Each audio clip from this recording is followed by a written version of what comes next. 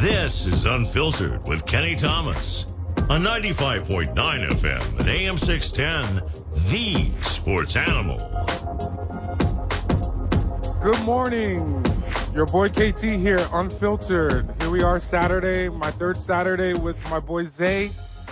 It's going to be a great 2 hours. We got a lot of topics to touch. Obviously, what just happened recently, the Knicks and the Pacers. You know what I mean? Like, you got to start. We got to start there, even though your boy's a basketball guy. You know what I mean? This is perfect timing for us to kick off the show at the top of the hour. The Knicks Pacers. We're going to recap right here real quick. So, Game 6 is coming up tonight in Indiana. We're going to get into our predictions a little later right now. But there's a lot of exciting different things going on in this series right now. It's the Pacers winning the first two in Indiana. And then here you are with the Knicks trying to figure it out right now. Game 5 was amazing, actually, in New York in Madison Square Garden. The X factor to me was Cat. Man, you called Anthony and you got Towns. Yeah, I received it because, hey, it was one of those things you didn't know if he was going to play because of the injuries, and especially with the knee situation that happened in Game 4. It was going to be very detrimental if Cat did not play, especially with him being the second punch outside of Brunson. Obviously, Brunson's going to do what he does, right, Zay? Come out and be aggressive. But what did you think about that last game? I mean, I'm asking you the question, and it's my show. You know what I mean? I think, well, the reason why I think it's really good, well placed for you to ask is because you asked, and like we said, you received. So, Cat, you called upon him, and also I feel like guys like Karl Anthony Towns who give off a soft persona, when they do push through and fight through injury and still perform, I think they get like bonus points. It reminds me when AD was called street clothes. Actually, I didn't see them get rid of that because I don't think it's fair, right? The whole Hacker Shack thing? Yeah, but it's in the scheme of the flow of the game, and you're trying to win, and a win's a win. But you got Mikal Bridges over there that has stepped up tremendously. He's a great mid-range player, but he's a guy that I could see being that third guy that's coming in to help Brunson and Karl Anthony Towns, right? There has to be another person. Yeah, because, I mean, there does have to be, I'd say, to win a championship. But with 2 games left, if they both decide they want to go LeBron and Kyrie on this thing and just 40-40, they can both hit 40. They could. Okay. That's why you brought them. Yeah. Let me be careful with the way. Well, you think the series is over, though? I think if they win this next game, I'm taking New York for sure. I totally agree with you. New York in Game 7, if there's a Game 7 in Madison Square Garden, right? Because the Knicks got to come out, not only sustain the runs that the Pacers are going to go on, especially being at home. And the Pacers, when the Pacers score 114 points plus, they win every single game. Wow. So it's gonna come down to who's gonna be more efficient on the defensive side. But when you have a Pacers squad, where's Miles Turner been? You know what I mean?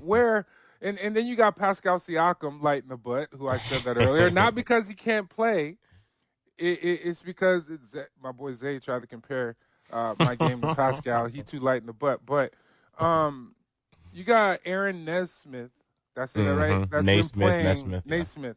He's been playing unbelievable. The thing about the Pacers, they have some guys outside of, obviously, Tyrese and outside of Pascal. They have some guys that can actually play, and they're great role players. And the way that they're coming in, you got Bennett, he's coming in, and the way he came in and he scored like 20 points in like 20 minutes was phenomenal, especially in that game in New York in Game 5, because where was the energy going to come from? The energy wasn't there. So, I mean, you got a lot of guys in top, and also that's playing very well for the Pacers right now. So I just see the Pacers coming out with a lot of energy. Yeah, and remember last week how for Halliburton I commented on how hard it was to predict how he's going to play.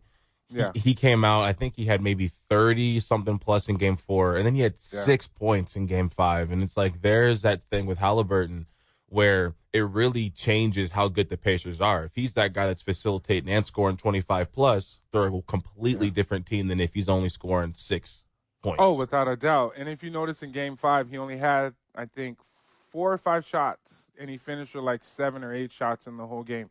What happened was is that the Knicks figured it out from the standpoint of, hey, we're gonna treat Tyrese like OKC treat Ant-Man from the standpoint of going to get the ball out of his hands. If you're always running somebody at him, and you're going to allow the other guys to actually beat them. From the standpoint of the Knicks are going to have to be able to finish outside of their starter, not excuse me, Yeah, the not their Pacers. starters, but the Knicks are going to Okay. have to finish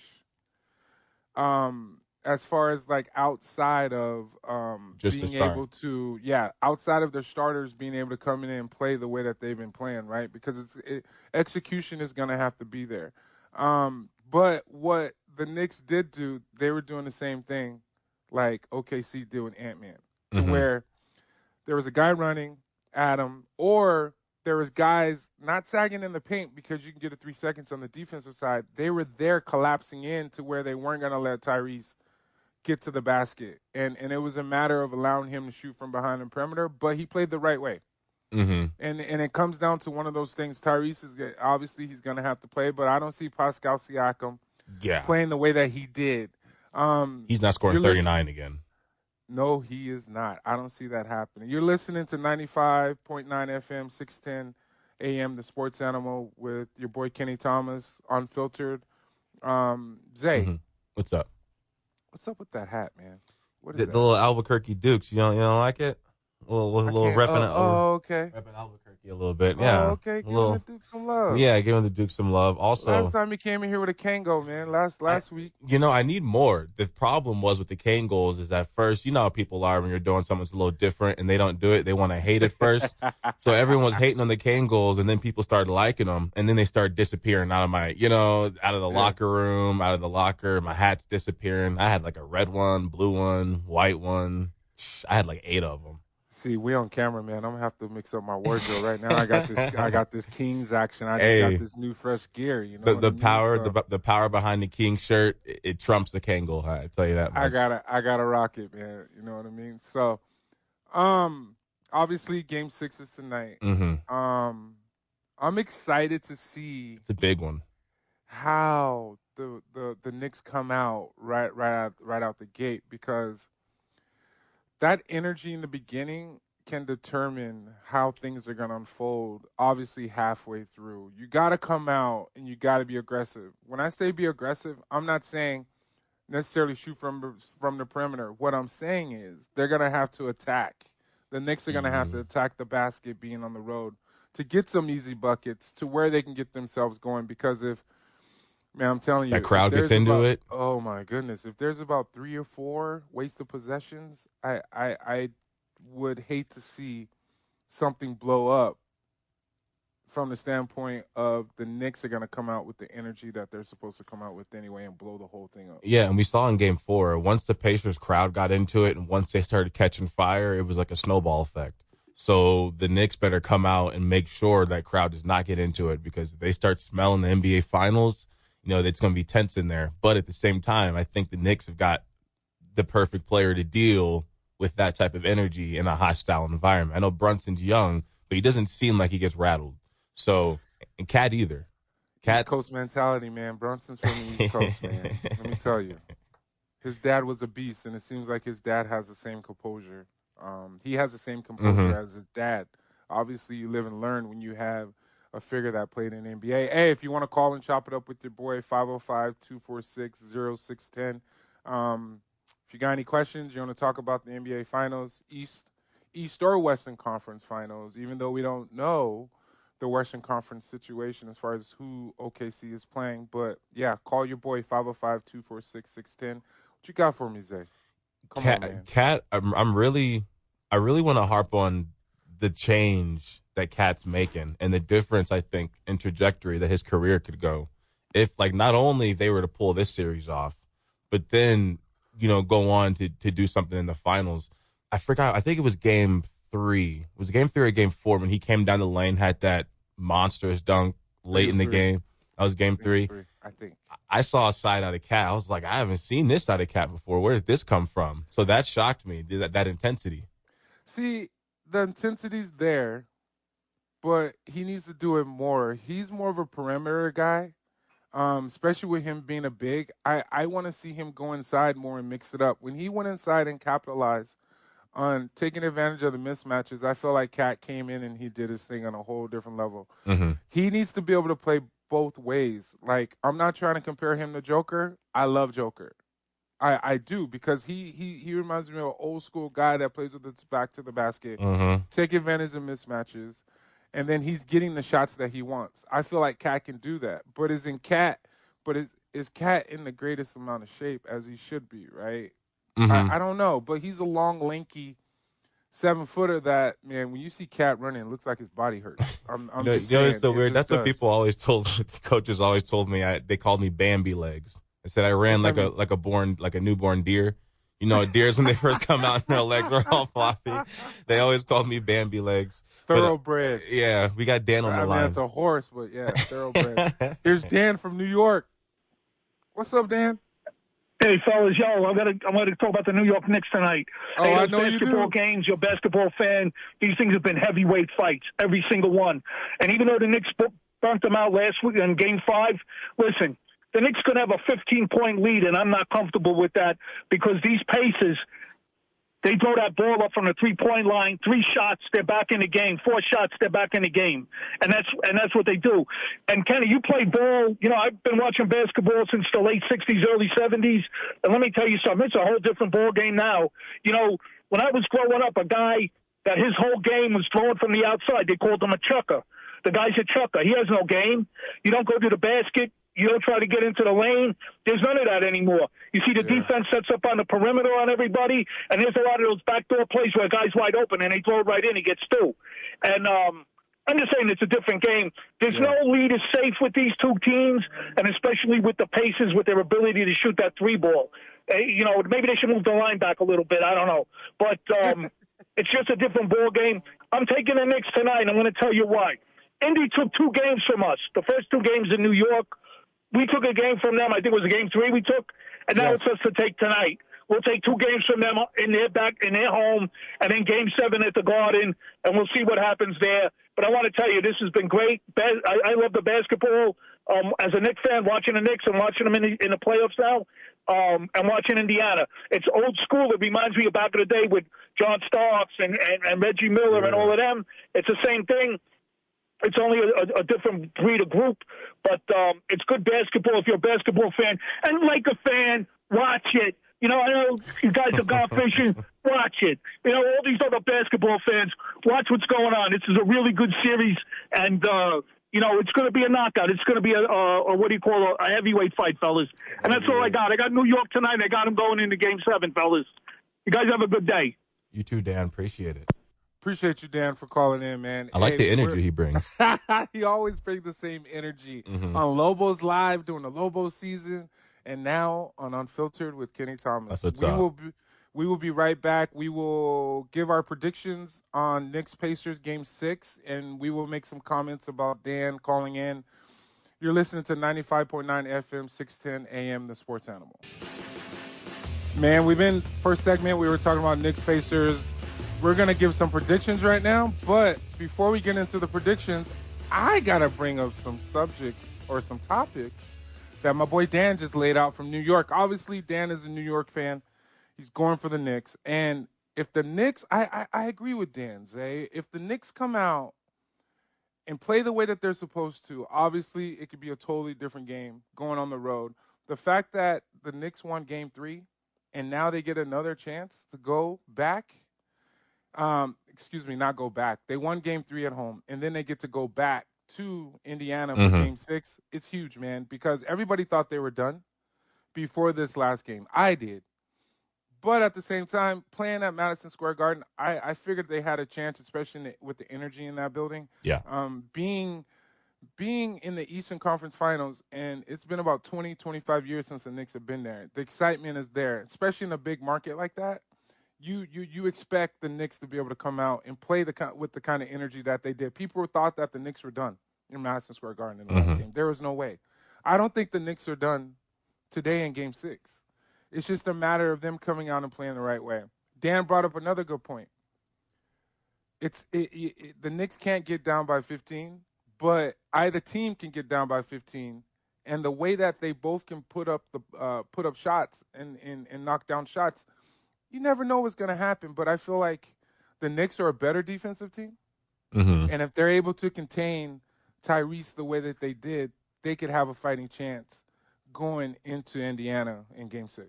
Yeah, the only hope, so you do the same thing they did with Halliburton last game. I know you broke that down. Now, did they do anything different to Siakam, or did he just decide to have a 39-point game and now he's fallen off? I mean, because I figure if he goes for 30 plus again, then that's obviously a factor. But that's, I mean, even in his best days, that's not something that he was just doing. No, Pascal Siakam isn't obviously in Toronto he has a title Mm-hmm. with the Raptors, right? So Pascal Siakam, he knows how to score, right? But is he that focal point guy? I think when it comes to him playing on at a high level on the offensive side, his has to come within the flow. Mm-hmm. When you have Aaron Naismith and you have a Miles Turner and you have a Andrew, what's his name? Nimshard? Yeah, I Yeah, can't yeah, pronounce his yeah, name. yeah. And then you have Bennett and then you have Toppin. This is where all of those guys are great role players and they're playing it very well. To where Pascal doesn't have to have 30. If he does, that's great. Yeah, right. But Tyrese obviously cannot have a back-to-back bad game. Being on the road, playing on the road is totally different than playing at home. You have more energy and you have more intensity. And you got Tyrese's dad's in the house, man. Yeah, I think he's going to be he'll be there. back for his second game. Yeah, he's going to After be getting there. banned for like 9 games. You kidding me? Just don't know. When does a parent get involved in the NBA and want to fight another player and then you get banned? Come on. Did you ever have like one of the like players' parents like chirping at you too, and it's like, look, don't throw rocks in the glass house. No. No, yeah, that's something that I could only imagine. He probably won't be allowed on the court. Man, the NBA is different. And you heard Dan say the NBA soft. It's It's a different game now. Everybody wants to shoot from behind the perimeter.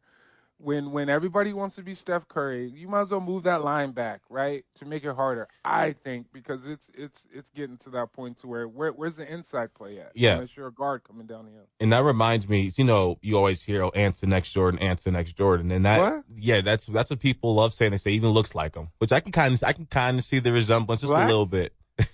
No. Dark? If you do look at the structure, if you look at a picture of Ant next to young Jordan, it does look like it's like a cousin, or it could be his uncle or something. But anyways, Man. I saw I got this funny clip of Ant talking post game about how he feels about losing. But just before, we were talking about the play style. You said it's soft and everyone wants to put up threes. I know you like J. Will. I saw a clip of him. He was talking about Ant, and he's like, Ant needs to get into that Kobe, Michael Jordan stage of his game. Not necessarily maybe elevate to that level, which of course that's a goal, but he needs to learn how to play with his back to the basket. He feels like Ant too often he's playing this, Steph Curry game where it's like you're trying to get past the first guy, get his shot up, hit threes. He wants Ant to be able to turn his back to the basket, play out the post, see all the double teams coming over his shoulders, and operate from there. Do you think that's a step he should take, or should he just keep shooting the threes because the league's doing it? Let me tell you something. Michael Jordan did it. The late Kobe Bryant did it very well, taking advantage of mismatches and going in the post and doing some shimmies and fadeaways. You know what I mean? Like when you're a bigger guard, you got to take advantage of those opportunities. And how do you take advantage of those opportunities? It starts with the coaching staff. You have to put your player in the right situation to where he has an opportunity to get down into the post, especially when he's more of a perimeter player. And that's what he's used to. Now, this is where you have to figure out how to change your game up to where you can take your game to the next level. This is where I feel like we can get into the conversation of a KD coming to Minnesota. You read my mind. Right? And then that takes the pressure off of Ant to where he can still be him. But you're going to learn from a guy in KD on how to play the right way and on how to win championships because KD has a couple chips with the Warriors. Yeah, and that's his mentor. I mean? That's Ant's favorite player, the Olympics. All he kept talking about is, I can't believe I'm playing with KD. Yeah, and then he always talking about I'm going at him too. Yeah. I don't care who it is. I look Yeah. up to these guys, but these guys are gonna look up to me, right? I like you look up to your boy right Yes. here. Yes, sir. Even Yes, sir. Yes, sir. I'm just kidding. Even though you're the star and you've been doing this a lot longer than me, you know what I mean? When it comes to this radio producing stuff. It's all about balance, though, and I think with Ant, that's one of those things, and that's why I think a lot of these greats love him. I remember he's talking to Obama, and he's talking to Obama like he's talking to Carl Anthony Towns or Julius Randle, one of his boys, and then Obama's like, "Hey, Bron," he calls Bron over, and he's like, "This man says that he's the real deal," and Bron's like, "Yeah, he's, that's it, he's the real deal, he's next up," type thing. So all the greats respect Ant, although he. The same way they respected a young Kobe when he came in with this mentality that he was above a regular rookie. And they're like, okay, well, maybe this guy is a little bit different. He is different. He's different on and off the court. Yeah. That's something we should get into. We'll be right back. Call your boy 505-246-0610 if you got any questions. We will expand into the third segment, talking a little bit more Ant if you want to talk about him, or we can talk about OKC. And we got the Knicks Pacers. So call in, chop it up with your boy. 95.9 FM and 610 AM, The Sports Animal. You're listening to 95.9 FM, 610, The Sports Animal. Unfiltered with Kenny Thomas. Been talking about the different playoff series right now. And today we have the Eastern Conference Game 6, Pacers, Knicks, coming up today. And, Zay, I'm going to make a prediction, man. We didn't ever give out our predictions. Yeah. I got the Knicks winning today. Okay. Yeah, I'm going for the underdogs, even though they're not. They're the bigger. Obviously, the Knicks are the 3 seed and the Pacers are the 4 seed. I had the Pacers as the underdogs going into this, but the way that the Pacers are playing on all cylinders, man, I still got to go with the Knicks right now. I feel like there will be a Game 7 in Madison Square Garden, then I feel like it's going to be a flip of the coin, man. Ooh, flip of the coin. I feel like if they win tonight, then I got to put my money on New York, because if they come back, win 2 games, especially if they contain Halliburton again and they win in a convincing way, I feel like that Tibbs has figured something out. I don't think they're going to contain Halliburton. If the Pacers end up winning, it's going to come from those other 3, 4, and 5. The third, fourth, and fifth guy that's going to come to the table and bring it for the Pacers. But what's this clip we got, man? Yeah, so this is a little bit of a transition, just talking about, the playoffs, and Ant's no longer in the playoffs, but because he's Ant, he's going to find ways to stay in the news. This is a funny clip. This is funny to me. It's not supposed to be funny, but he's speaking from the heart. But that's one thing that's so funny about Ant, and I think why we give him a bit of a pass is because we can tell he's just being himself, and he's being genuine, and he's not putting on an act. So here's. I don't know about this pass. Let's see. Let's see. How much does it hurt, and what does it feel like to come up short of the finals 2 years in a row? It's exciting. I don't know why people would think it would hurt. I mean, it's exciting for me. I'm 23. I get to do it a whole bunch of times. I'm hurt more so for myself, for Mike. I came up short for Mike. Like I said, we tried last year. We couldn't get it. We tried again this year. We're going to try again next year. But hurting is a terrible word to use. I'm good. Yeah. and Mike Conley's sitting 2 feet away from him in a chair, just kind of staring off into the distance. And Mike Conley's like, well, dang. I appreciate the little tip at the end, but. Yeah, hey, let me tell you something. I feel like this got to be one of the clips that we add, and we show Michael Conley's mouth, the way it moves to the side. Yeah. He's like, come on, man. Yeah. Like he wanted to be like, did he really just say that? It doesn't hurt? Like, who says that? That's one of the things that you think, but you just don't say. Remember LeBron hit it with that. Man, it could come off very, I don't know. It could come off very arrogant, nonchalant. Which word are you going to go with? Both of the, all of the above and some. Especially if you're being that, you're that guy. You're the franchise player for the Minnesota Timberwolves. Certain things you just can't say. And especially if you're trying to take your game to the next level, to where you're trying to be a role model, right? And we're all human. And I wasn't perfect, and I'm still making mistakes now.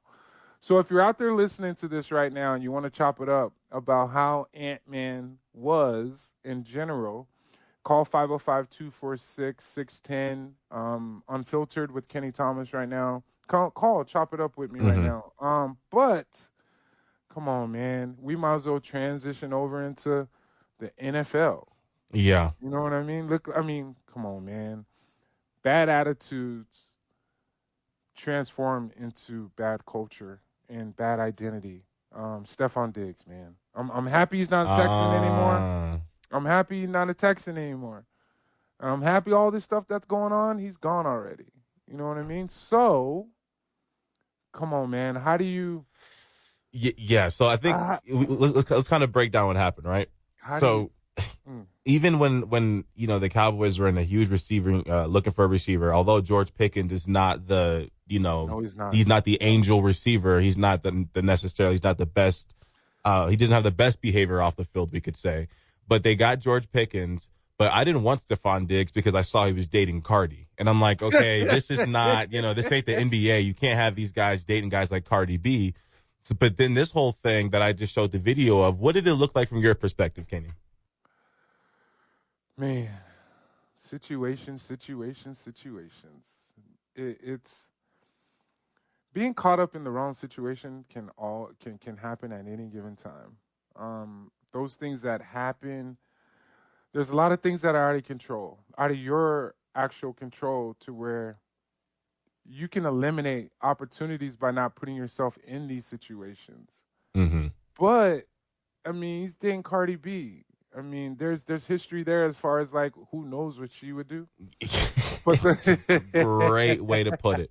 Like, you're talking Antonio Brown type crash out could happen. Man, him too. We ain't even talked about him. Yeah. He's in the same situation right now too. It's like there's always something coming up with AB. Like, you get another chance to obviously play, and then there's an opportunity to where you can't stay out of the spotlight, which is off the field stuff, to where there's always something. Stephon Diggs, there was nothing in Houston last year outside of the fact of him tearing up his knee and he was out, which actually was a gut punch to the Texans. Yes, and I'm a Texans fan. Mm-hmm. But when you're in the spotlight walking into Madison Square Garden for a playoff game with Cardi B, you're on the spotlight, man. Like, there's certain things you just can't do anymore. And here's this dude with 3 girls calling him daddy. Man, right. Daddy. I'm not gonna lie. I'm not gonna lie. If the girls I have talked to, look, you better be careful for calling me that. You could call me that. You better be careful. That's a provocative name to call somebody. No, not really. That's a good point. I was about to say that's a good point. I was about to say, Zay, where you hearing this at? You talking about at the everywhere I go, man. Walmart, Whole Foods, all the time. I'm getting called that. Nah. Hey, if you want to chop it up with your boy, you can tell we're all over the place. Yeah, we got Howard on the line here. 505-246-610. And this is your boy Howard calling to give you some more love. Is this who this is? What's up, Howard? I'm calling to give you that cowboy love, Kenny. Come on, man. What does that mean? You know how it is.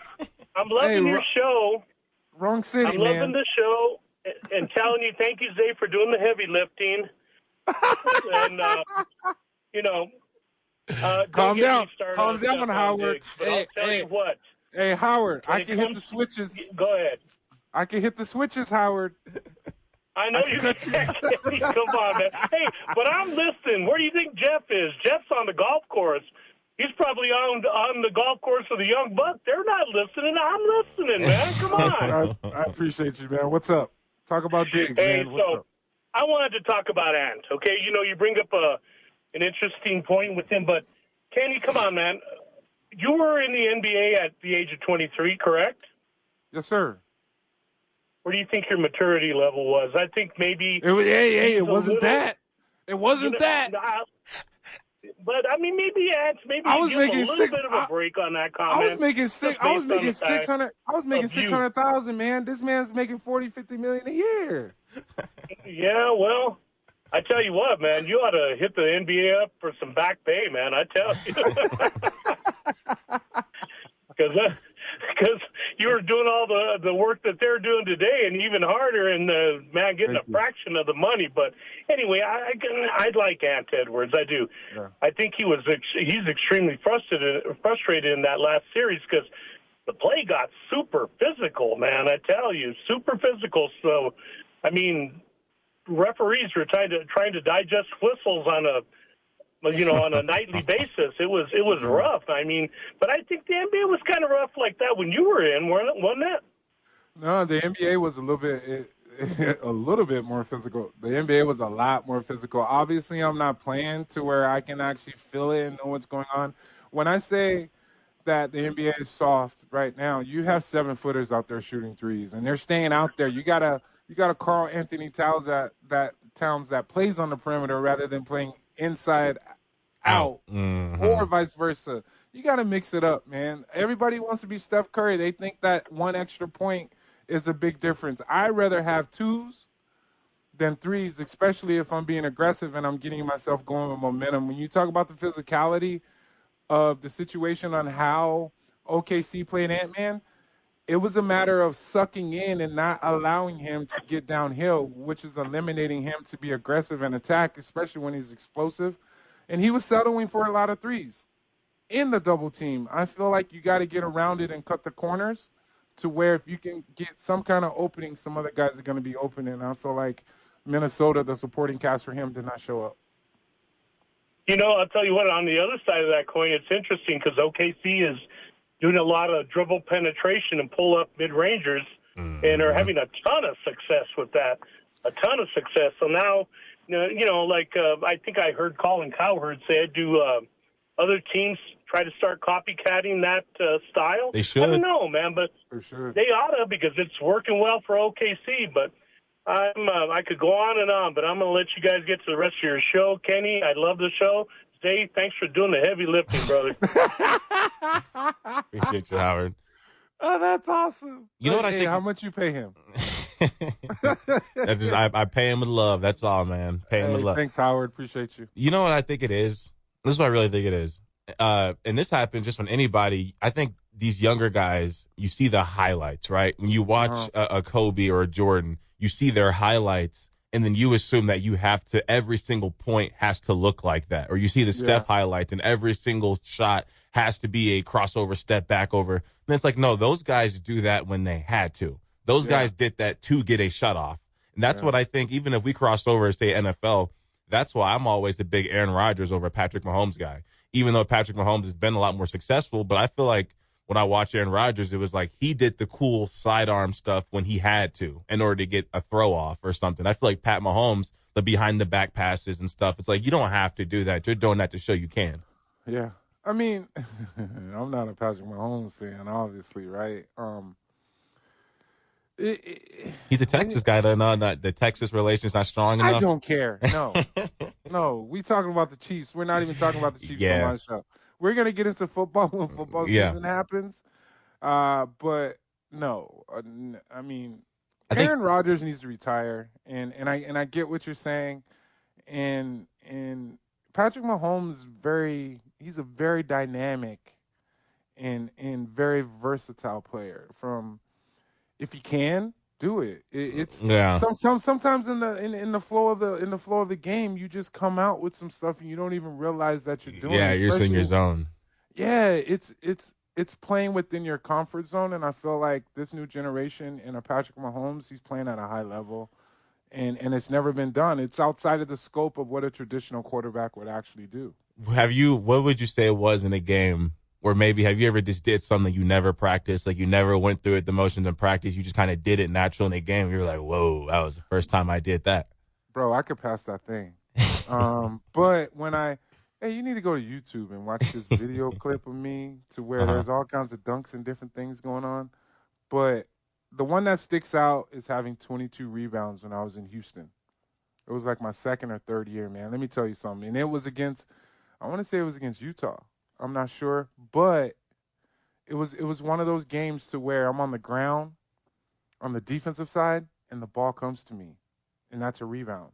That's how that was flowing. You know what I mean?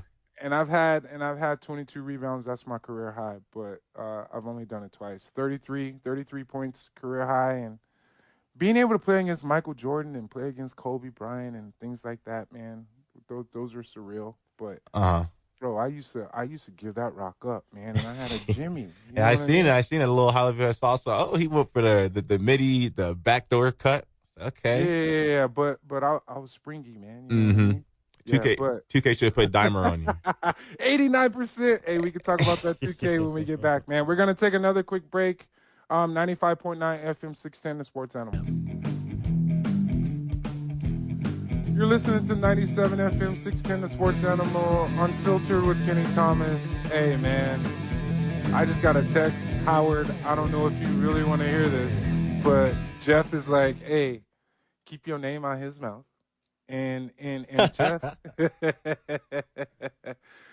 and although Jeff should be on the golf course, he's not. And Jeff goes, I made 2-point shots.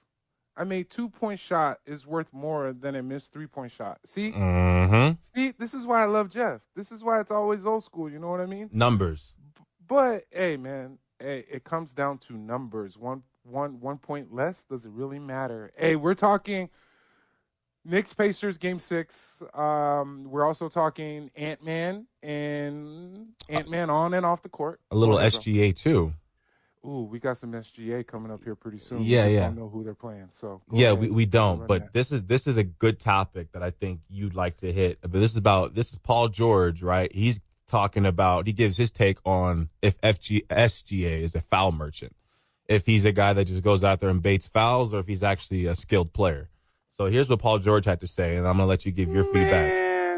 It's hot. Are the foul merchant allegations overblown? He's getting killed with that. He is. You got to master it, right? Shea, I think he does a great job of putting pressure on the officials by playing physical. I think the amount of separation that Shea creates, guys swipe for the ball or guys lunge out to block a shot, or it puts guys in a position where they're out of control because of the physicality Shea plays with. Shea's super strong. He's a lot like me. Plays with his shoulders. He bumps. He gets you off balance with his shoulders. He puts his weight on you and then can stop on a dime. And he's really good at, like, all right, if you put your arms out there, I'm going to shoot through it. I'm going to swing through it. It's more to it with Shea than him foul baiting. I think he just understands how to play physical and get guys out of position. That's why he's so deadly, because he's a 3-level scorer. He is a 3-level scorer. Physical. Come on, man. That made me raise my eyebrow, too. That was Paul George. Come on, Paul. He plays like me. So you're going to look out for him. Huh? When Paul George become physical? Paul George, okay, I'll say he's more physical than Shea, but I don't dock him as a physical player. Well, Paul George is a bigger guard than Shea. Yeah, exactly. Shea's 6'6", and I'm not talking about height. Shea's 6'6", and he's thinner, and he knows how to play the right way. I'm not a guard, but, hey, I was 6'6", playing the 3, 4, and 5. You know what I mean? So it's not the physicality of what Shea brings to the table. It's the smartness. It's his intelligence. His basketball IQ is off the chart. You know what I mean? When Paul George is talking about him swinging through, it's like when a defender puts their hand out there. I used to do the same thing. You come under it, and it's an automatic foul. I don't know why I thought that was a KD thing. I don't know why. Man, hey, I don't know. Hey, I picked it up. And it's one of those things to where, hey, if somebody's going to stick their hand in the cookie jar and put it out there, why not go under them? And then the ball goes flying. If there's no foul, the ball does not go up. You know what I mean? It comes out of your hand. So it's logic and it's physics to a certain extent, right? The ball goes up. Obviously, there is a foul. Come on, man. Like he plays at a very high level, and he's very aggressive when he knows how to get to the basket. And his mid-range game, SGA is off the charts. Yeah, that's what I'll tell you what. Although I do see a lot of clips where someone might graze his arm and he might throw his head back and get whiplash. He's MVP, and I do respect about his game that we were just talking about with Dan. I think that maybe he's not doing it intentionally, but he's bringing back the popularity of the mid-range. Devin Booker was kind of trying to do it, but he didn't win enough for people for it to stick. Tatum, he does too, but the Celtics put up so many threes, it doesn't. You don't think of Tatum as a mid-range shooter. But when we were talking about putting your back to the basket, I thought of Tatum a little bit. I'm like, okay, he's kind of got that down. He'll put his back to the guy and operate out the post. But I feel like Paul George is one of those guys where, not that he's guilty of it, but he was one of the first guys to be big and was playing like he was a point guard. Hold up, big. Well, like big for a guard, like a bigger guard out there at the perimeter just putting up threes. And it's like, dude, you could be getting in the paint and getting a shot off. So I think maybe that's why. Well, Paul George, we expected more from him. I know I did. Yeah. And I know I have, and I'm still waiting. Especially with him with the Sixers and how he was with the Clippers. The Clippers, they had 2 or 3 guys, including him, with Harden, and I forgot, maybe it was Russell or whoever that third person was for the Clippers. Yeah. To where they had an opportunity to make a run. They blow it up. Go over here with the Sixers. My Sixers, you got Joel Embiid. You got guys that are not consistently being able to play because of injuries, and you expect the Paul George to go in there and light it up. I was excited when Paul George was going to my Sixers because I felt like it was a great opportunity for him to be able to come in and be explosive and play the right way. So, man, it's SGA and Paul George are 2 separate guys, but I feel like SGA is a better shooter. Yeah. But, hey, we will be right back. You can still call 505-246-610. You're listening to 95.9 FM and 610 AM, The Sports Animal. This is Unfiltered with Kenny Thomas on 95.9 FM and AM 610, The Sports Animal. Ooh, that intro goes so hard. I can't even lie. I get chills every time I hear it. Unfiltered with Kenny Thomas and your boy Zay here. We're going to get into some more NBA right now, obviously. We got the finals going on right now, the Eastern Conference Finals, the Knicks-Pacers, Game 6 tonight. And the winner of that, you never know if it could be over tonight or is it going to go to Game 7. But you got an OKC team that's waiting to see who they're going to massacre, basically. Yeah. Yes, and I said that. OKC, I wasn't a believer like that, but now I am. Yeah, they're over the youth hump. Oh my goodness, is it youth? But I don't even think it's that necessarily, but the way that they're playing on all cylinders, man, it seems like they're just clicking and they have each other's back. But yeah. Victor Wemby, yeah, who's over there with the Spurs, and you got De'Aaron Fox that got traded to the Spurs. Obviously, De'Aaron Fox ended up going out before Wemby did. Did you ever want to play for the Spurs? Oh, let me tell you something. That's a great story. Let me the know Spurs something. organization is unreal. I could imagine. In a good way.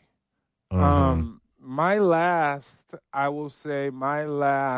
5-6 years in NBA, my agent, who was from San Antonio at the time, was like, hey, the Spurs are trying to look for some guys to come in and, like, play because they're trying to, like, start it to where their guys are here and they want to bring some outside guys in to play against their guys.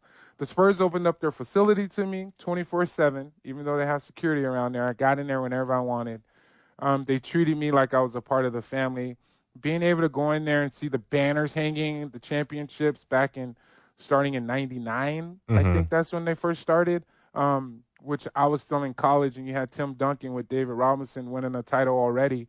And then just trying to learn how to win, how to be a part, everything. It's the way you train before the season starts to where when the season comes, 82-game season, the grind is seriously real, especially if you're playing from the standpoint of how you carry yourself on and off the court to where you're ready. Obviously, being human, we obviously had fun being in the NBA, but you still had to do your job. And with Tim Duncan being from St. Thomas, they had a pool in the back with jets, and I love swimming to get some extra cardio in with my trainer. But back to Wemby, man, he's with an unbelievable organization. Popovich obviously has stepped into the front office, and he's doing some amazing things. The fact that he's still a part of the organization, but the crazy thing about it is Chris Paul coming back? They don't know right now. Yeah, what's going on with Chris Paul? It's circulating right now. They don't know if he's going to come back. Maybe it's because of De'Aaron Fox is there. He's going to be on the point a little bit more.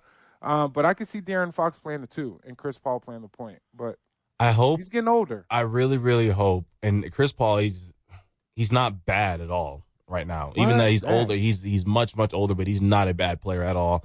I don't want Chris Paul, because these kids nowadays, they're so ruthless, and they'll try to brainwash you into thinking someone's trash because they weren't born when this player was really, really, really, really good. Trust me, I know. I got my hand up. So for Chris Paul, what I don't want to happen is I don't want him to play on for so long, because the way he plays, he could last, I'm sure, as long as he wants to, as long as his defense is manageable.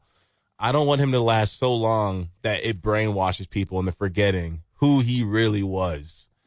Because I just forgot he was even still playing a little bit, to be honest. Don't do that. Don't do that. I'm young. I'm right in between. Exactly. That's why you're saying it. You're young, man. CP3 is a general. Obviously, he's getting older. People probably don't know this, but he was the president of the Players Association.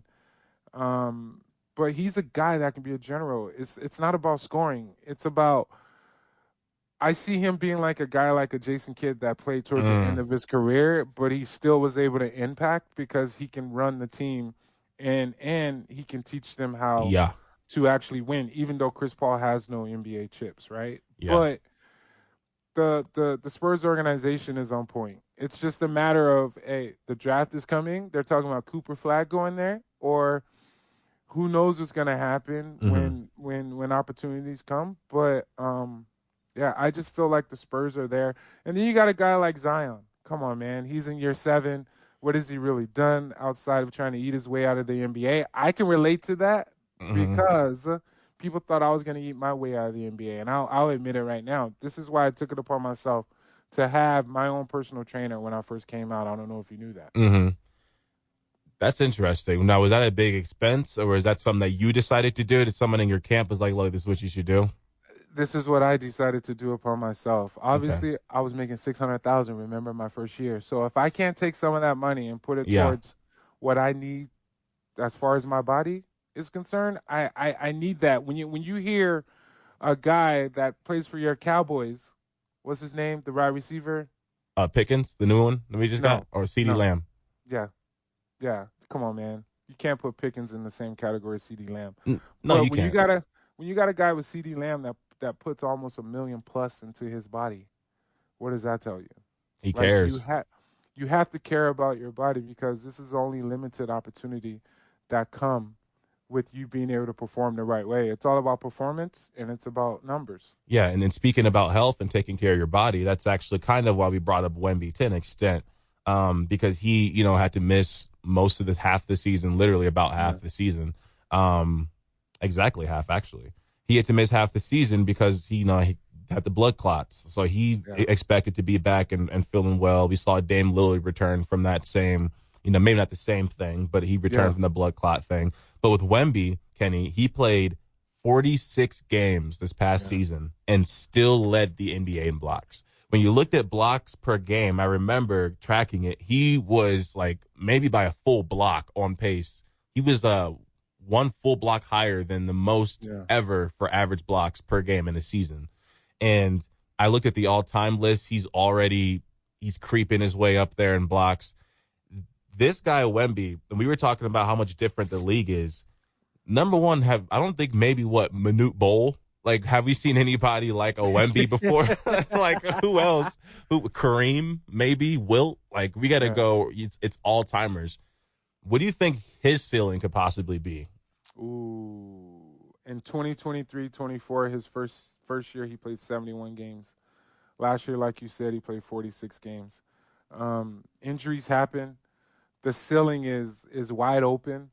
When you put him in the categories of a Wilt and a Kareem Abdul-Jabbar, when it comes to blocking and being that factor or that enforcer around the rim to where you're protecting the rim, he's going to do that. Obviously, the guy barely jumps. You know what I mean? He's already there. His wingspan is insane. But the upside with him is tremendous, because that Spurs franchise needs somebody like him to actually come in and help rejuvenate where they were to get back to where they used to be. When you have a Tim Duncan and when you have a Manu Ginobili, I feel like those two guys are a part of the Oh, yeah. Spurs organization in general. Just to let you know out there, if you're listening, we've been talking some NBA. We've been talking Spurs. We've been talking Game 6 of the Knicks Pacers. We've been talking about some Ant-Man and his antics on and off the court and how he is all over the place. So if you want to call in, 505-246-610, please call in. There's no dumb question. Yeah. So hopefully, since this is not a dumb question, but is it a myth? I know when Chris Paul went to the Spurs, it's like, oh, Chris Paul and Wemby's going to extend his career. Or when Luka went to the Lakers, oh, Luka's going to extend LeBron's career. When you are a guy like a LeBron or a Chris Paul, and in your mind, you know who you are as a basketball player, and you've got your own pride. Do you look at it that way? Like, do you feel like you're relying on someone too much, like you're degrading yourself, or is it like, man, this guy's going to help me. I can play longer. Let's see. Now, that second part is the way I think. It's who do you have around you that can help support you as an individual to be able to be successful? Being successful in any professional league or realm, it comes down to numbers and it comes down to performance. If you're not performing, then obviously the chips are probably going to run out and you're not going to get another opportunity to play. So having that supporting cast to help is huge, but you got to come out and you got to be professional in your own right and know what you can do and cannot do and stay within that realm of like, hey, what can I do to help the team win because it's not about me? And then at the same time, if you're doing that, that will help you to be able to have opportunities to open up more opportunities for yourself. You're only playing for one team in that moment. You got to keep in mind you're also playing for 29 other teams in the NBA or X amount of teams in the NFL or baseball or whatever it may be. There's always eyes on you. People used to tell me when I wasn't playing my last couple of years in the NBA, but I was making a significant amount of money and I was the second highest paid on the team, your body language, the way you're presenting yourself. I'm like, what's wrong with it? I used to get all defensive. I'm like, what do you mean? I'm just being passionate because I want to play, man. Yeah. I need another contract. I need to get numbers. You know what I mean? But people don't understand that. It's a grind, and it comes down to numbers, and it comes down to being productive, and how can you be productive? We got a first-time caller by the name of, to your pleasure, Kenny, Houston on the line. We got new first-time caller, Houston, on the line. What's going on, Houston? What's the name? His name is Houston. What's up, Houston? What's going on, man? How's it going, guys? I just want to give a shout out to Kenny for being an awesome dude. I actually met you a couple weeks ago at my work, and you let me get a selfie with you. So, big shout out, huge fan. Thank you. I just had a quick question. I'm an Oklahoma City Thunder fan. I'm also a Philadelphia Eagles fan. Okay. If the Thunder win the chip this year, oh wow, who had the better 24-25 season, the Eagles or Oklahoma City? Ooh, that's actually a great question. That's a great question. Hey, first off, are you in Houston or are you in New Mexico? No, I'm here in Albuquerque. Yeah. And your name is Houston? Yes, sir. That's fire. Yeah. I don't know if you remember, I met you over here at my work at the grocery store. You came in to pick up a cake. Yeah. I remember. It was Whole Foods. It's crazy, man. That's Thanks right. for listening. I appreciate that. That's wild, Kenny. I was in Whole Foods, and then someone was telling me how much of a fan they were of you. So maybe you need to hit up Whole Foods. Hey, Whole Foods endorsement. I know. You should. Hopefully, they can get a sponsorship from that or something. Hey, corporate. Hey, man. Hit me up, Houston, after this, man. Hey, that's a great question. You got anything else for me? That's it. Just wanted to say congratulations on the new show. I love listening to it. I'm on my lunch break right now. Congrats, and go Thunder. Thunder up. Man, I appreciate that. Thank you, Houston. I think. Man, that's tough. Zay, I just got goosebumps. You can't see them right now, but they popping. You're very humble about it, man. I say you're very, very, very, very humble about it. Man, I'm blessed until we get a little bit down into like episode 15, and then I'm gonna let all the unfilters out. You know what I mean? I'm trying to lay the groundwork right now. The foundation. I'm cruising right now. You know what I mean? But I would say both. It's close. OKC, right? I didn't expect this from OKC. I'm not gonna lie, because one, they're young, Mm-hmm. and two, they're heavily loaded at the perimeter spot, but they got the big dude that comes in. What's his name? Chet? You thinking about Chet? No, not Hartenstein. Chet. Isaiah. Hartenstein. Isaiah Hartenstein. That dude right there plays so hard. He does. He's an X factor for that team because of the energy that he brings. And then when you got Williams, and you got SGA, and you got Chet, The other Williams. The guard Williams. Caruso. Caruso. The way he guarded Joker. Yeah. When they played Denver, the way the excitement and enthusiasm comes from him. This is a guy, Caruso, that played with your Lakers. Mm-hmm. He's got a ring. And he got a ring. What was that? 2020, the bubble championship, but that don't count. People look at the bubble, people like, but the bubble, man, it comes down to injuries as well. Like in the playoffs, there's guys that can't play, so the bubble is a legitimate title. Mm-hmm. You know what I mean? But he's a guy that Caruso was a guy that wasn't playing a lot before he got in the right opportunities to be able to have a successful career. But I feel like there's a lot of pieces that OKC has. So I think I'm gonna have to go with OKC is gonna have the better year because it was a little bit not expected. You got the Eagles, man. You got Saquon Barkley over there that's killing and breaking records. The SGA of the NFL, kind of. Yes, and you got Saquon Barkley doing splits and jumping backwards and flipping over people and doing everything else. Come on, man. And then we really look at the Eagles side of it, and the reason why it's so close is, did you kind of expect the Eagles to get and win the Super Bowl when they got Saquon? Yes, but they had a ridiculous meltdown at the end of the 2023 season that no one saw coming. So it was like, okay, we don't know how confident we want to be in that. But both of those teams dominated all year. Both of those teams dominated in the playoffs up until now for OKC. And then you've got Saquon, who, yes, I think if you look over, Saquon's a big guy, but he's not when you look at him, you'd expect him to be like a Walter Payton or somebody who's just trucking everybody. He's not. He's very, very elusive. So I think that's a great comparison, SGA to Saquon. Yeah. Better season. The reason why I have to go Eagles is because they took out the Chiefs. And they blew out the Chiefs. Like, they smoked the Chiefs, and we hadn't seen the Chiefs lose like that ever. That humbled the Chiefs for years back. So I think I'd have to go Eagles. And the Thunder, even if they do win the championship, I don't think their final series will be as tough as the Thunder's was going, as the Eagles was in the Super Bowl. I totally agree. But hey, the Eagles defense has been legit. They got a lot of good guys over there that's playing some unbelievable defense, especially when you talk about the Chiefs, how the Eagles came out and did them dirty the way that they did. But, you talk about a Saquon Barkley, his legs are like tree trunks, man. The guy runs so hard to where you have to front load it up with him from the standpoint of there's opportunities there. But you got a Jalen Hurts, man, that's playing some great he just wins football. He just wins.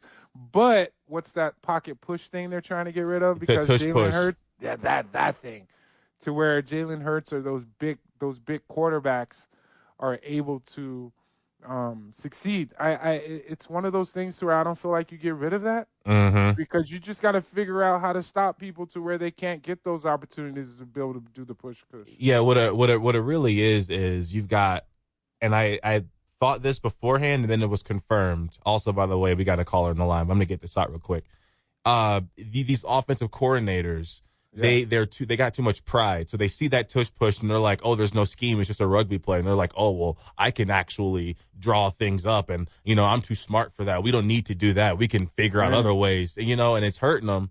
And the Bears offensive coordinator, he's like, oh, the tush push, how many yards per play does it average? Like, I've never known that to be an explosive play. I like putting my effort into explosive plays. And it's like, all right, bro.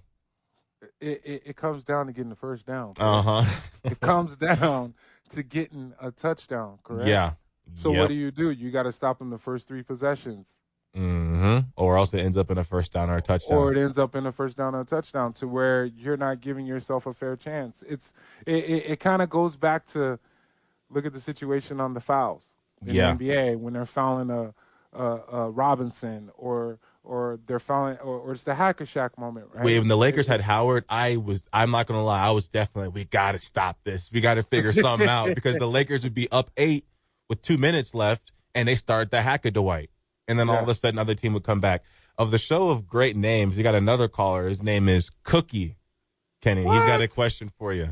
Cookie, you are now live on the Sports Animal. What's up, Cookie?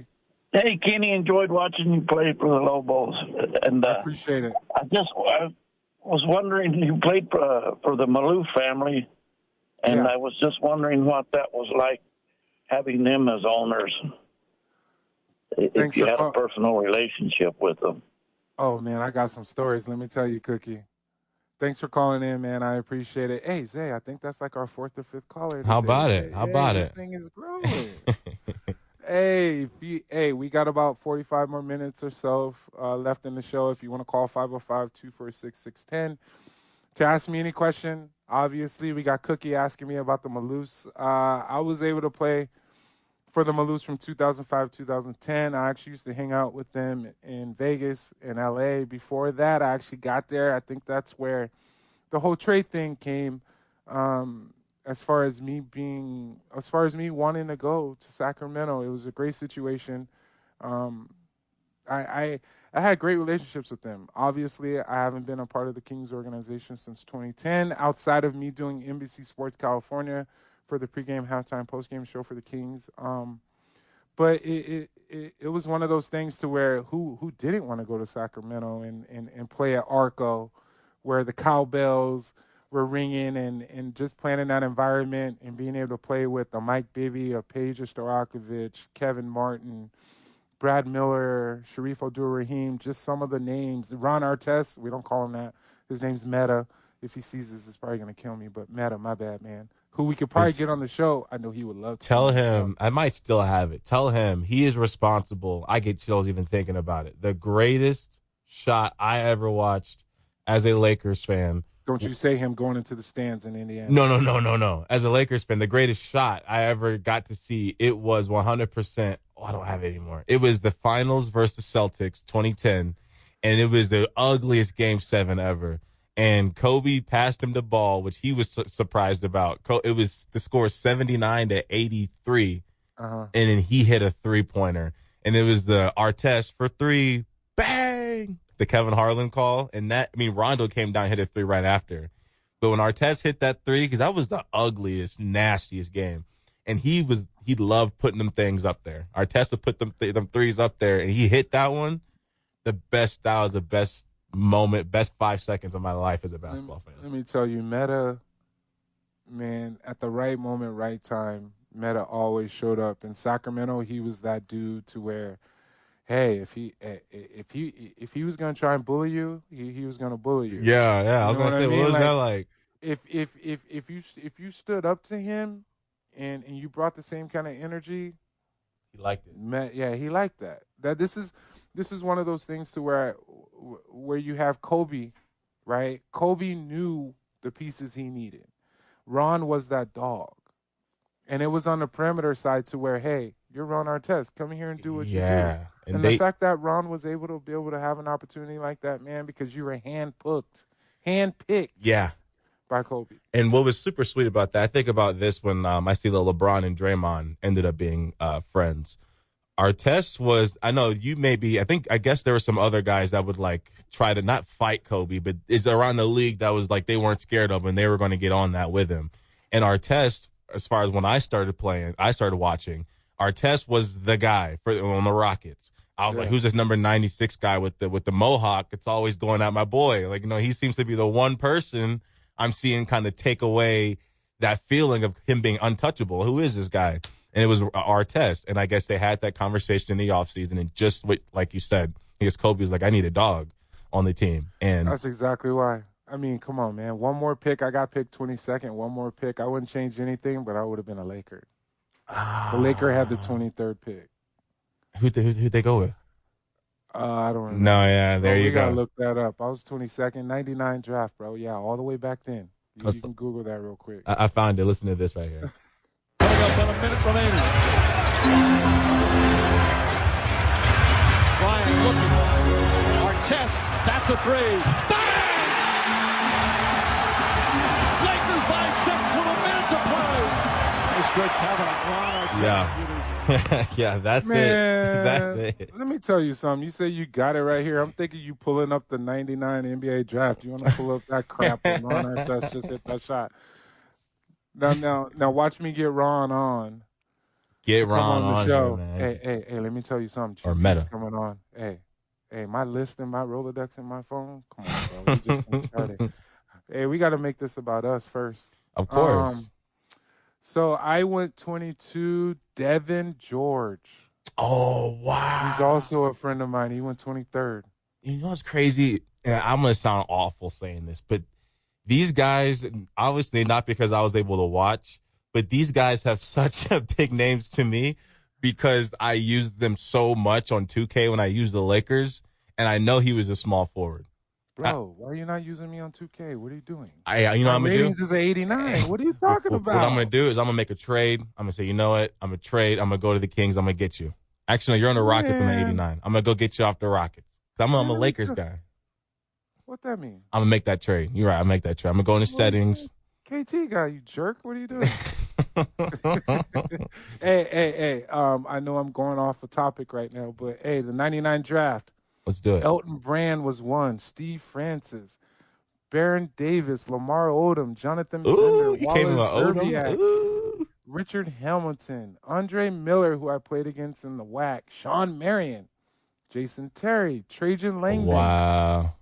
I don't even know who this is. Okay. Corey Maggette, William Avery, Ron Artest, 16.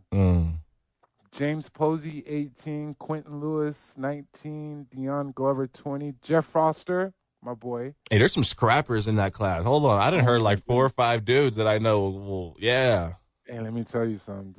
My draft was It was a tough era. That's why you're calling it soft. Look who you came in with. You got Andre Kurylenko, AK-47. Wow. You got Tim James, the guard, Miami. You got Jermaine Jones. You got Scott Pollard, who's coaching Kentucky now. Michael Ruffin, Chris Hearn. Okay. Calvin Booth. Lee Nalon. Okay, I'm going to stop there. We get into the second round right now. Yeah. I could tell. I was like, yeah, some of the, all great players, you make it to the league. But no, that's. Hey, I had a squad, man. Those some scrappers. I went at Jonathan Bender. Jonathan Bender was number 5. I remember going at him when they brought me and him into Seattle. Lighting the butt, man. We're going to take another break. We got like 30 more minutes. You're listening on Unfiltered with Kenny Thomas, 95.9 FM 610, the Sports Animal. You're listening to Unfiltered with Kenny Thomas, and he's with this boy Zay back there doing the switches and hooking your boy up right now. For all the people that are listening right now and the people that have called in, thank you so much for the support. I really appreciate it. But now we're about to get into the man himself, LeBron James. He's worth $1.2 billion right now, the first NBA player to be worth $1 billion and still playing. And he's still playing on a high level, even though we expect him to do amazing things at the age of 41. Here he comes back. I know, Zay, I don't know if you like this being a Laker fan, with LeBron taking the max. No. You got to give some of that money back. Let me tell you why. Because when you have, we'll talk about the Knicks in a little bit, but this is the comparison that I have. When you have a Bronson that signed a year before, and he could have waited a year to max out, like a LeBron James is doing right now. LeBron James has had how many max out contracts? Like 3, 4, maybe? Probably 4, coming up 4 on or 5. When do you get to the point to where, hey, we need more pieces? The Lakers need a big man. The Lakers need a guard that can play better defense on the perimeter. It can't come from LeBron. And you know Luka ain't going to play no defense like that. Come on. And then I just saw Luka. Looks like he's on that on some old kind of drug. that Zempic. Yeah, something, because that man looks so thin right now. What happened to that gut? Maybe he cut out the beer for the last couple months or something like that. But the fact that the determination is there and the commitment is there. I don't care how he did it, but the fact that he's already started the process to where, hey, you're not about to dog me saying I wasn't in shape or I can't play on the offensive side because he ain't playing defense. 100%. I think that what he's doing is, you see, towards the end of the season, I know everyone's banged up at the end of the year, and I hate to be this guy, and also no, don't hate it. It's unfiltered. Be that guy. So Luka, he's limping the whole last month.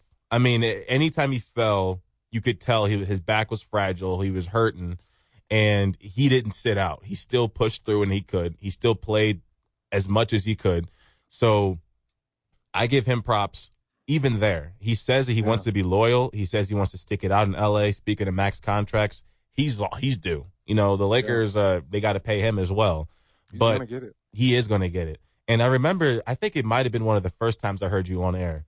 I heard you on the opening drive, and this might have been last year.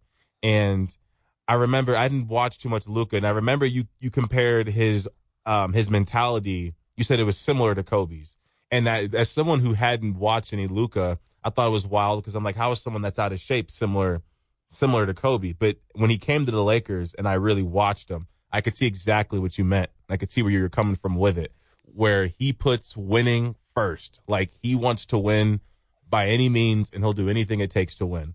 And I think what we're seeing right here is that same type of mentality. All right, you guys are going to call me fat. You guys are going to call me out of shape. You're going to say I'm this, I'm that. I'm going to go lose the weight. Also, I give him props for playing for his country this summer. He's going to be playing for Slovenia. Oh, okay. And hopefully that keeps him in basketball shape, and he loses some weight playing there, and keeps him fresh. I just hope that he stays healthy. My thing is, I know you're all excited because it's the Lakers and everything. Why he didn't do this in Dallas? Yeah, maybe that's what it took. And I love me some Mark Cuban. Why? What was it a matter of him being comfortable? Is it a matter of that Dallas not being the primary market like a LA or New York or something like that? Why is he doing it now? Is because he's playing with LeBron James, where you don't have a choice? Luka, you need to get in shape. That has a lot to do with it too. Luka, you're only playing on the offensive end. Luka, you're not playing on the defensive side. Yeah. We need to get you to play a little bit harder on the defensive side. This is where trimming down comes in. Trust me. I know. Mm-hmm. I know. I had to trim down because I had to figure out how can I be better to succeed. With me being shorter, playing the 4 and the 5, and there was a lot of mismatches. Tim Duncan, Kevin Garnett. I had to guard those guys in and out, but they had to guard me too as well. Mm-hmm. So this is where my quickness was to my advantage. And then this is where I got thinner. Man, let me tell you something. I got down to like 240, 245, and that's what I played at during the season. Mm-hmm. I got down, my last few years, I think I got down to like 6% body fat. You probably don't believe it, but I actually got down to that, man. Yeah. I believe it. That's crazy. But I wasn't playing my last 3 years, but I was making like 22.5 my last 3 years. And then here you go. You got the Sacramento Kings wanting me to give money back. I'm not giving no money back. You guys missed me with that. That wasn't happening, bro. So hopefully, I'm sure there's a lot of situations we can go into when guys, we're kind of like that. It's like, no, I'm not taking less. You got everybody from the outside looking in. It's like, hey, take less money. You're getting paid too much. It's like, no. But LeBron, super max deal, bro. That's like 50, 60 million probably. Yeah, it's 51. I think it's 51 point something. That's too much. Like LeBron. Man, my last year I made 10. I'm not giving none of that back. Now from the standpoint of LeBron, also really quick for Luka as to why it's now. It's just like, you see those people where they're in great shape always, and all of a sudden they put on a bunch of weight. You're talking with your buddies like, why'd that happen? Like, oh, they're in a happy relationship. Yeah, they're real happy. Like, they're not worried about nothing. They had the money. They come home. They already know their wife loves them no matter what. It's like, I don't got to worry about staying in shape. I already got someone who loves me. So maybe for Luka, he's like, look, I came from out of the country. Dallas is my home. They love me everywhere. I can do no wrong here, it seems. I'm hooping. I'm still getting triple doubles. Like, who cares if I get fat? And then the owners are like, we care. They're like, we care if you get fat. And they sent him out. So hopefully that's what That's what resets him, I'd hope. Well, the reset is there. It's Hollywood, man. Mm. Imagine playing in Let me tell you, just going to play in Hollywood and just going to a New York, you get up for those. All the stars come out. Mm-hmm. And what do the stars do? I want to see the stars see me perform. You know what I mean? When I have multiple opportunities to play on a stage and a platform like that, are you kidding me? Who'd you see? This go for the Lakers, or I know we talk about Madison Square Garden this way as well. Who was one celebrity where you saw him courtside and you're like, oh, and it actually not got you nervous, but it actually you were like, oh. Well, I was nervous. A male. Man, I'm a groupie, man. I was a group. You understand? I'm a big groupie. And I'm a big movie guy. I'm a big movie buff guy. And I own a script about reparations too. I haven't told you about that. Okay. I own a script. I've seen Phil Nicholson, Jack Nicholson out there. You got him, and Spike then Lee. you got Spike, and then I've seen Denzel. Ooh. Man, I've seen, and I met some of these people too. It's like, whoa, right? Like how I'm being right now. It's probably way low key, opposed to me being a groupie right now. Hey, if you want to ask me any type of question right now, we're talking about celebrities who I met and different things like that. You can call 505-246-0610. We got 20 more minutes. So basically, we got 15 more minutes for the show. If you want to call in, get it in. If you can't, you're going to have to wait till next week. And I don't want you to have to wait till next week. So try to get the call in the next 5-10 minutes to chop it up with me and your boy. You're listening to 95.9 FM and 610 The Sports Animal. You're listening to Unfiltered with Kenny Thomas and his boy Zay back there behind the switches being the amazing producer that he is as usual. Hey, let me tell you something, man. We got something cracking right now. We got about 10 to 12 more minutes left on the show. So if you want to call in, call 505-246-610. Hey, let's get into this situation about this. I can't believe this is about to come out of my mouth, man. But this UNM, this NMSU player that my boy Johnny James just did an interview with him, and I'm supposed to be on Johnny James's podcast here, but they lost the video, so I got to go back. No way. It got corrupted or something to where that's why you haven't seen it come out yet.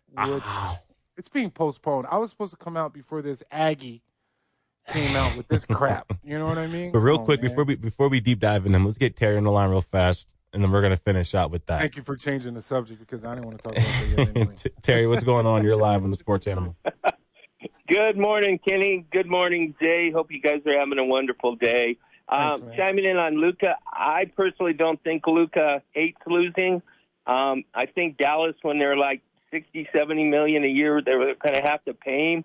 And, he's drinking a beer right there where everybody could see him when they're losing to Boston in the finals. Like you said earlier, Kenny, sometimes you can do something in private, but what you do out in the open, and now maybe he is going to do it. Yeah. He's going to get in shape, and they could say, why didn't do it Dallas? Now, Dallas was mad he left because they're really not into championships. They've won one championship in 8,000 years, so they just wanted an entertaining player.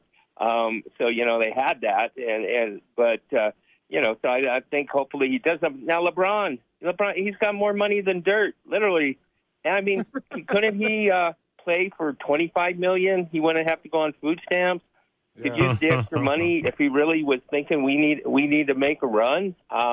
Maybe I'm just full of it, but I'm just like, dude, you got that. You don't always have to have the max. You look at Tom Brady, you look at Patrick Mahomes, guys that, in another sport that they said, hey, I don't have to be the max person all the time. Jalen Brunson. I don't know. You guys can think differently, and I know, Zay, you're a Laker fan, but don't you want them to get somebody besides just some minimum wage guy off the street to fill in? But that's just my opinion. It's been a great show. Try to listen to most of it. You guys have a great weekend. Take care. Bye-bye. Thank you, Terry. That's a great call. Yeah, I definitely am irritated that he's taking the max. And last season... You better be. Yeah, last season beforehand, he said, look, I won't take the max if we can get another player to come in and help. The Lakers went for Klay Thompson. Klay Thompson chose Dallas. The next day, LeBron signed the max. Yeah. Naturally, you assume he's going to give him another chance now that they got Luka this offseason. Hey, I'll take less. Now, for LeBron, if he's saying, look, you guys are expecting me to be 25, 7, and 7 at the age of 40, pay me the max. I completely understand. Yep. We don't need you to do that. They do. If they don't get another player. Okay, there we go. I'd rather them get the other player than LeBron. Hey, look, we'll pay you 25 to 30, maybe even 40 to just play a hard 25 to 30 minutes. Because last season, they're like, oh, the Lakers right now, they let Luka kind of go the first 3 quarters, and LeBron comes in the fourth quarter and, closes it out if he needs to. Yeah. I like that formula, but let's do that with a center. Let's do that with a center. Well, I forgot what's the big boy that didn't play for the Lakers that was down the stretch with the Jackson Hayes. Why he wasn't playing? Reddick's an idiot. Reddick is an idiot. They're already talking about chopping up Reddick, JJ Reddick right now, right? And it's only his first year.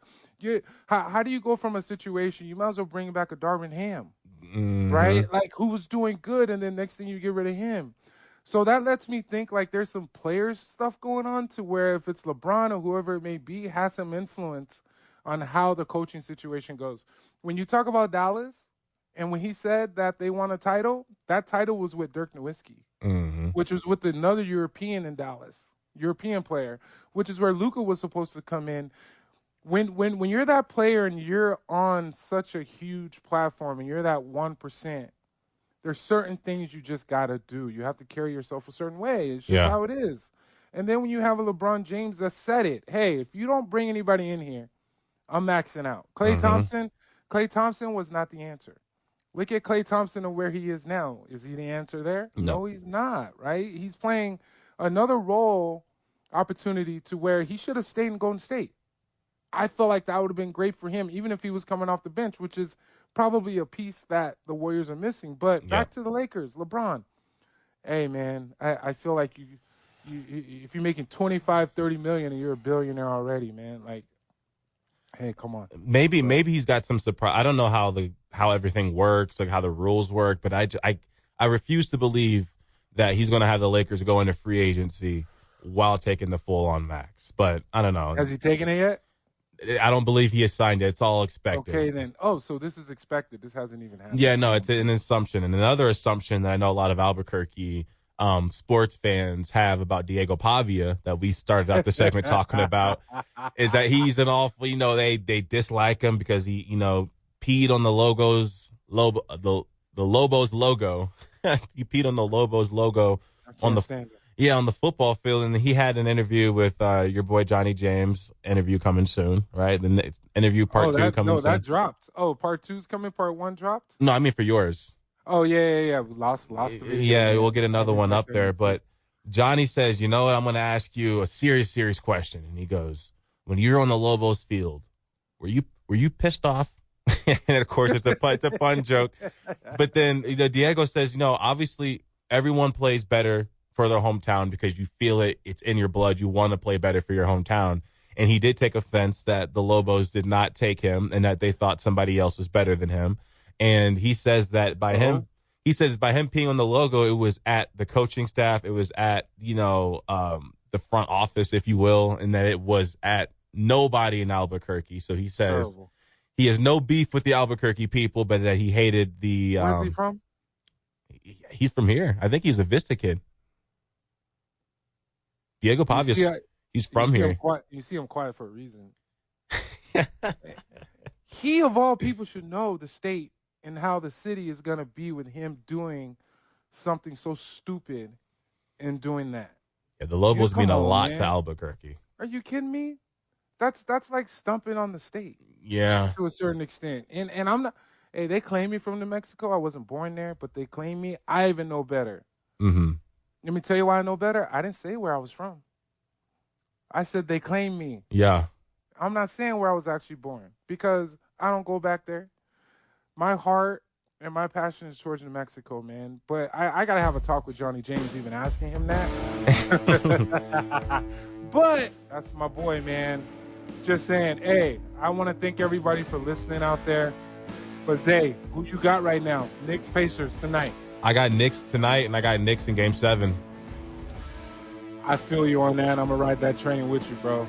If the Knicks can come out and Karl Anthony Towns does what he's supposed to, I feel like the Knicks can have a great opportunity in this game today. So thank you guys out there for calling. Thank you, everybody that called in. Thank you for listening. I appreciate you listening with Unfiltered with Kenny Thomas and your boy Zay, the producer, making all the things happen. Thank you for listening to 95.9 FM and 610 The Sports Animal. Have a great weekend.